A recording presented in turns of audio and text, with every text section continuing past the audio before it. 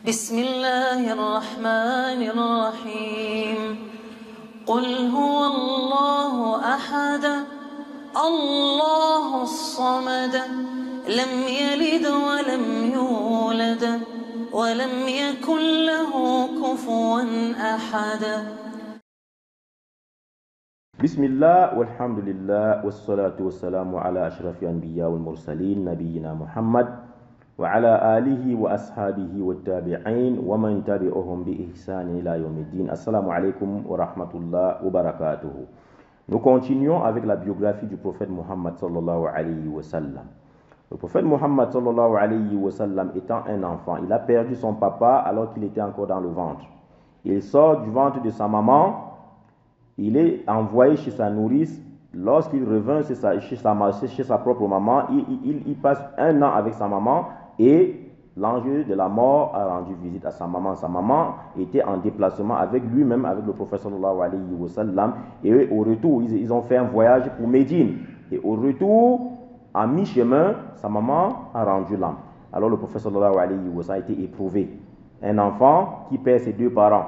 Et ça confirme sa parole quand il dit, quand on l'a interrogé, Ya Rasulallah, qui sont les gens les plus éprouvés? Il a dit, ce sont les prophètes. Ces gens-là, ce sont des gens très éprouvés. Parce qu'on va comprendre que plus tard, même ses enfants qu'il a eus ont commencé à mourir alors qu'il était encore vivant. Donc Allah subhanahu wa ta'ala a commencé à l'éprouver, il était encore petit. Voilà un enfant qui perd ses deux parents. À l'âge de 6 ans, sa maman meurt. Qu'est-ce qui se passe donc? Il resta donc à la charge de son grand-père Abdul Muttalib, qui l'aimait plus que tous ses autres enfants. Abdul Muttalib avait beaucoup d'affection pour le prophète Muhammad sallallahu alayhi wa sallam. Et son cœur a été rempli de beaucoup de sympathie pour son petit-fils. Il était son petit-fils. Et il lui vouait une compassion qu'il ne vouait à aucun de ses fils. Abdul Muttalib l'aimait plus que tous ses autres enfants. Et il ne le laissait jamais seul. Partout où il allait, il partait avec le prophète Muhammad sallallahu alayhi wa sallam parce que il fallait le protéger. Un enfant qui n'a pas de parents, à cette époque-là, c'était vraiment grave. Il ne fallait pas le laisser seul. Parce que si on le laissait seul, il allait être exposé à plusieurs dangers. Donc Abdul Muttalib l'amenait partout où il partait, il marchait partout avec lui. Et selon Ibn Hisham, on avait l'habitude de placer un matelas pour Abdul Muttalib parce que c'était un grand dignitaire qurayshide. Ce n'était pas n'importe qui. Abdul Muttalib était vraiment respecté par les Arabes. Donc, on avait l'habitude de placer un matelas sous l'ombre de la Kaaba. À l'ombre de la Kaaba, matelas autour duquel s'installaient les enfants d'Abdul Muttalib. Donc, c'est-à-dire à chaque fois, les Arabes vivaient au désert, c'était le désert. Et il faisait excessivement chaud. Donc, à l'ombre de la Kaaba, on avait l'habitude de placer un matelas. Les enfants entouraient dans ce matelas en attendant Abdul Muttalib. Et personne ne pouvait s'asseoir sur ce matelas. Aucun de ces enfants ne pouvait s'asseoir par respect pour leur papa qui était Abdul Muttalib.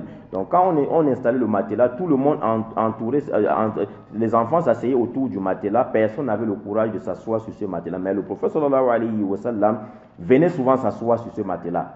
Et quand il s'y asseyait, ses oncles, qui étaient les enfants d'Abdul Muttalib, s'opposaient. C'est-à-dire, on l'enlevait de là, par respect pour leurs grands-parents, pour leur papa, ou bien par respect pour son grand-père. Alors, lorsque Abdul Muttalib s'est rendu compte qu'on renvoyait le prophète, on l'empêchait de s'asseoir, alors il l'appelait et il s'asseyait sur ce matelas avec lui. Il était le seul enfant qui s'asseyait sur le matelas avec son grand-père. Et son grand-père, qu'est-ce qu'il faisait par la suite? Il disait à ses autres enfants, laissez mon fils par Allah, il est important. Et il commençait à caresser son dos, il commençait à jouer avec lui. C'est-à-dire, il fallait quand même qu'il trouve un moyen de lui faire oublier cette tristesse dont il a été victime. Il a perdu son papa, il a perdu sa maman, il est orphelin de père et de mère. Alors son grand-père a trouvé donc ce moyen pour l'empêcher de penser à ces événements-là. Voilà comment le prophète sallallahu alayhi wa sallam est resté avec son grand-père Abdul Muttalib jusqu'à l'âge de 8 ans, 2 mois et 10 jours.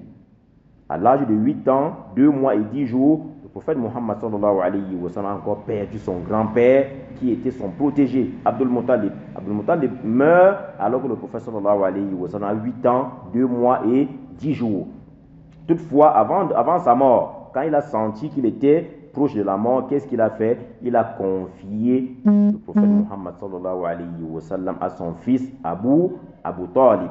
Et c'est ce dernier maintenant qui va se charger, qui va prendre le relais, qui va continuer à veiller sur le prophète Muhammad sallallahu alayhi wa sallam. Donc par la suite, Inch'Allah, on va expliquer la vie du prophète sallallahu alayhi wa sallam chez Abu Talib. Donc voilà comment le prophète sallallahu alayhi wa sallam passe de main en main. Il a commencé par sa nourrice. Il est venu chez sa maman. Après sa maman, il est allé chez son grand-père. Et son grand-père maintenant est parti. Alors son grand-père en partant l'a confié à Abu Talib qui était son oncle. Barakallahu fikum. Wassalamu alaikum wa rahmatullah wa barakatuh.